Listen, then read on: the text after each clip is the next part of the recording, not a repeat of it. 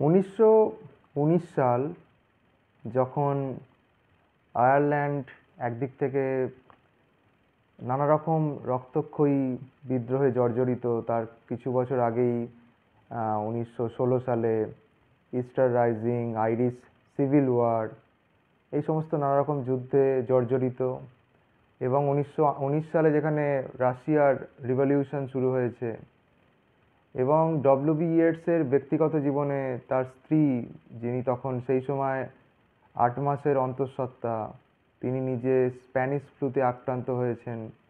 তো এইরকম একটা ব্যক্তিগত পার্সোনাল প্লাস ইউনিভার্সাল একটা রেস্টলেসনেস, অস্থিরতার মধ্যে দিয়ে তিনি যাচ্ছেন। সেই সময় তিনি এই কবিতাটা, দ্য সেকেন্ড কামিং কবিতাটা রচনা করেন। এই কবিতাটা প্রথমে তিনি নাম রেখেছিলেন দ্য সেকেন্ড বার্থ, পরবর্তীকালে তিনি এটা চেঞ্জ করেন দ্য সেকেন্ড কামিং। এটা 1919 সালে দ্য ডায়াল ম্যাগাজিনে প্রথমে প্রকাশিত হয়, পরবর্তীকালে তার কাব্যগ্রন্থ মাইকেল রবার্টস অ্যান্ড দ্য ড্যান্সারের মধ্যে এটা স্থান পায় 1921 সালে, 1921-এ যেটা পাবলিশড হয়। তো এই কবিতায় তার একটা ফিলসফি, ডব্লিউ.বি. ইয়েটসের ফিলসফি, যেটা তার দর্শন, যেটা ভিশন বলে একটা বইয়েতে তিনি বিস্তারিতভাবে লেখেন 1925 সালে, যেটা পাবলিশড হয়েছিল। সেই ভিশনটা হচ্ছে তার মতে এই পৃথিবীতে 2000 সাল ছাড়া ছাড়া একটা করে যুগের সূচনা হয়, একটা করে যুগের শেষ হয়। তো এটা একটা সাইক্লিক মোশন। তো তার ধারণা যে 2000 খ্রিস্টপূর্বে 2000 বিসিতে সেটা জিউস আর লিডার এজ ছিল। লিডা হচ্ছে হেলেনের মা, যাকে জিউস রাজহাঁস সোয়ানের ছদ্মবেশে তার কাছে অ্যাপিয়ার করে।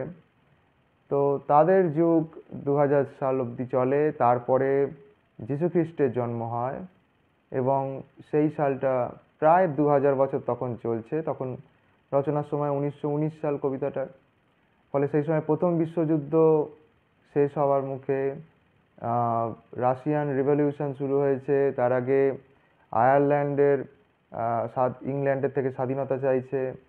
তো এই রকম নানা রকম যুদ্ধ যে চলছে, রক্তক্ষয়ী যুদ্ধ, সেটা তাকে ভাবতে বাধ্য করে যে এই যুগটারও এবার শেষ হওয়ার মুখে, পরিণতি শেষ হওয়ার মুখে। এবং তিনি বাইবেলের একটা অংশ আছে, বাইবেলের দুটো ভাগ, ওল্ড টেস্টামেন্ট আর নিউ টেস্টামেন্ট। নিউ টেস্টামেন্টের মধ্যে দ্য বুক অফ রেভিলেশন বলে একটা জায়গায় আছে, সেখানে দ্য সেকেন্ড কামিং এই শব্দটা আছে, যেখানে যে ধরে নেওয়া হয় যীশু খ্রিস্টের আবার প্রত্যাবর্তন ঘটবে, সেটা হয়তো অন্য রূপে ঘটবে। এবং তিনিও এ ব্যাপারে আশাবাদী যে হয়তো সেই সময়টা এসে গেছে, এবং পৃথিবীর কীরকম পরিণতি হবে, কি অবস্থায় এসেছে, সেটা কি ইন্ডিকেট করছে, কিসের ইঙ্গিত দিচ্ছে, এবং কোথায় সেই পরিবর্তনের সূচনা হতে পারে, সেটা সম্পর্কে তিনি এই কবিতায় বলেছেন। কবিতাটা দুটো স্ট্যাঞ্জার কবিতা, খুব ছোট, 164টা ওয়ার্ড, শব্দ রয়েছে কবিতাটায়। কিন্তু এই কবিতাটার ব্যাপকতা বা প্রভাব এটাতেই বোঝা যায় যে অনেক বিখ্যাত সাহিত্যিক, কবি এই কবিতার অনেক ফ্রেজ, অনেক শব্দ ব্যবহার করেছেন তাদের বইয়ের ক্ষেত্রে, তাদের রচনার নাম দিতে। যেমন সবথেকে বিখ্যাত চিনোয়া অ্যাচিভি, থিংস ফল অ্যাপার্ট, তার যে নোভেল, যেটা এই কবিতারই একটা ফ্রেজ বলা যায়। তো এই কবিতাটা দেখা যাক কি বলছেন। Turning and turning in the widening gyre. তো এই যে জায়ার, এই শব্দটা খুব ইম্পর্টেন্ট। এটা একটা জায়ার মানে যেটা স্পাইরাল কোন যেটাকে বলে, সেই রকমের, যেটা চোঙাকৃতি কিছুটা। তো সেইটার একটা সার্কামফারেন্স পরিধি খুব বেশি, আর একটা দিক ছুঁচালো, সরু হয়ে যাচ্ছে, থিন আউট হয়ে যাচ্ছে।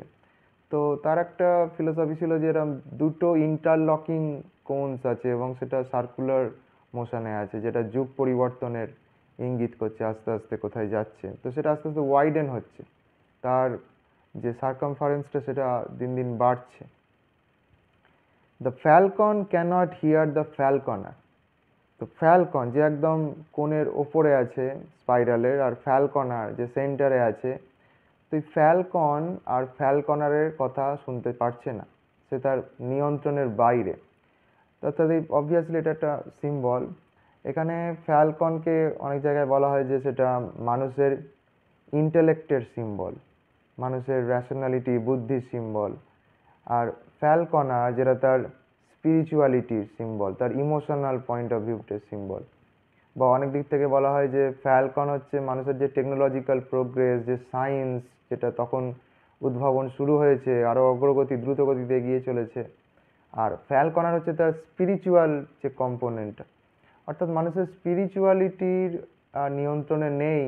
সায়েন্স টেকনোলজি এতটাই প্রশস্ত হয়েছে যে তার হাতের বাইরে চলে গেছে, এবং সেটা লিমিটলেস, আউট অফ কন্ট্রোল, সেটা কিছুটা ড্যামেজিং, হার্মফুল অবস্থায় গেছে। থিংস ফল অ্যাপার্ট, ফলে স্বভাবতই যার ফলে তার ধারণা হচ্ছে যে জিনিসপত্র, সমস্ত পৃথিবী আগোছালো হয়ে পড়ছে। The centre can not hold, যে সেন্টার, যে ফ্যালকনার যেখানে সিচুয়েটেড আছে, সে আর ধরে রাখতে পারছে না। তো এই জায়ারটা খুব এখানে ইম্পর্টেন্ট একটা সিম্বল। এটা তিনি অন্য অনেক কবিতাতেও ব্যবহার করেছেন। জায়ার শব্দটা অ্যাকচুয়ালি ওশেনোগ্রাফি বা ক্লাইমেটোলজিতে খুব বেশি ব্যবহৃত হয়। মিয়ার anarchy is লুজড upon the world, যে চারিদিকে চরম অরাজকতা চলছে, কেউ কারোর কথা শুনছে না, নানা রকম রক্তপাত ঘটছে, স্বেচ্ছাচারিতা চলছে। The blood dim tide is loosed and everywhere the ceremony of innocence is drowned. তো এখানে সুন্দর একটা মেটাফর ইউজ করেছেন যে রক্তস্রোত বইছে, এবং সেই রক্তস্রোতে ডুবে যাচ্ছে কারা? নিরীহতা, মানুষ, যারা নিরীহ মানুষ, নিষ্পাপ মানুষ, তারা এর বলি হচ্ছে। তো এখানে ওই সময় অনেক ওয়ার পোয়েম, ডব্লিউ.বি. ইয়েটস অনেক ওয়ার পোয়েমও লিখেছেন, প্রেয়ার ফর মাই ডটার, নানা রকম ওয়ার পোয়েম তার আছে ফার্স্ট ওয়ার্ল্ড ওয়ারকে কেন্দ্র করে। তো তিনি এখানে কিছুটা বিলাপের সুরেই লিখছেন যে ইনোসেন্স সেটা ডুবে যাচ্ছে রক্তস্রোতে। The best lack all conviction, যে বেস্ট মানে ওয়াইজেস্ট, যারা ইন্টেলেকচুয়ালস, যাদের কথা প্রভাব ফেলে বা লোকে শুনবে, তারাই দিশাহীন, তারা ক্লুলেস, তাদের কনভিকশন নেই, তাদের মধ্যে কোনো স্থির ধারণা তারা তৈরি করতে পারছে না।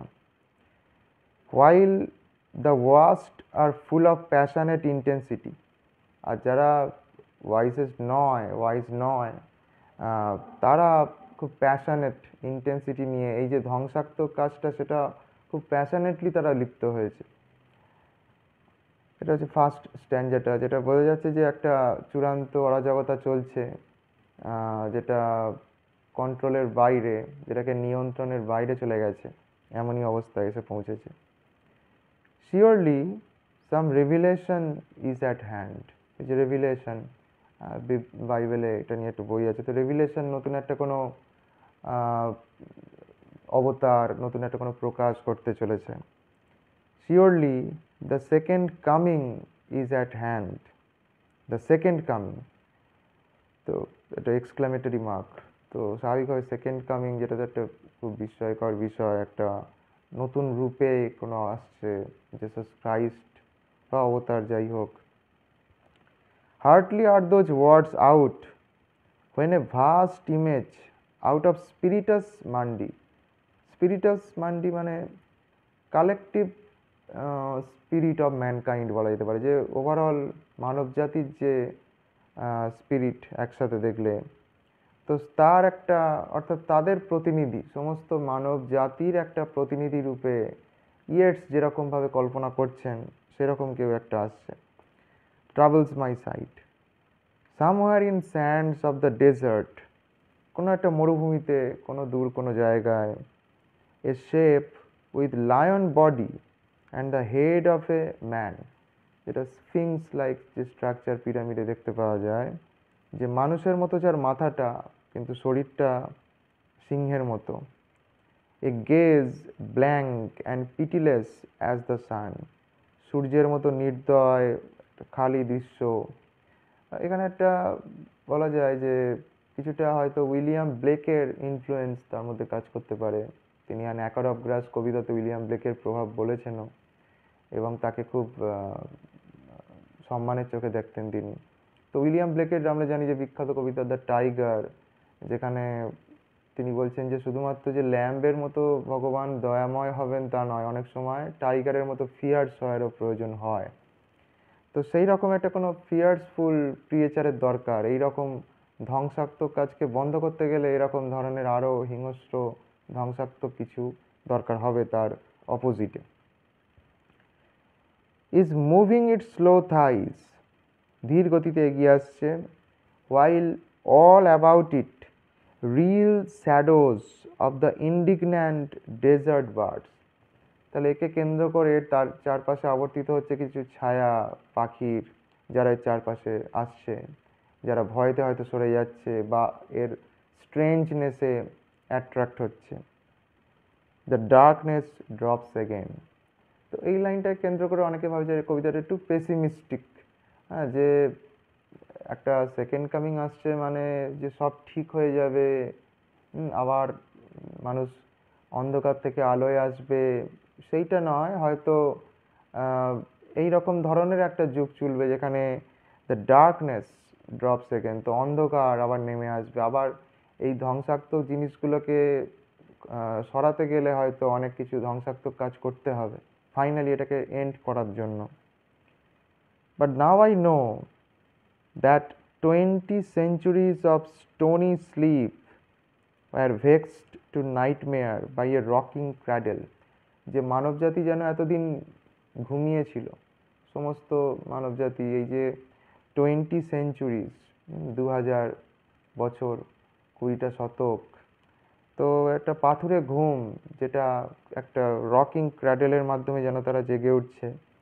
অ্যান্ড হোয়াট রাফ বিস্ট, তো অবাক হয়ে যাচ্ছে যে এত ভয়ঙ্কর হতে পারে। Its hour come round at last, সেসব দিয়ে জেগে ওঠার সময় এসেছে, সেসব দিয়ে আসার আবির্ভূত হওয়ার সময় এসেছে। Slouches towards Bethlehem to be born. Slouches, slouching মানে ট্রাজিং, মানে ধীর গতিতে এগোনো কিন্তু খুব ফিয়ার্স ইন্টেন্টের সাথে।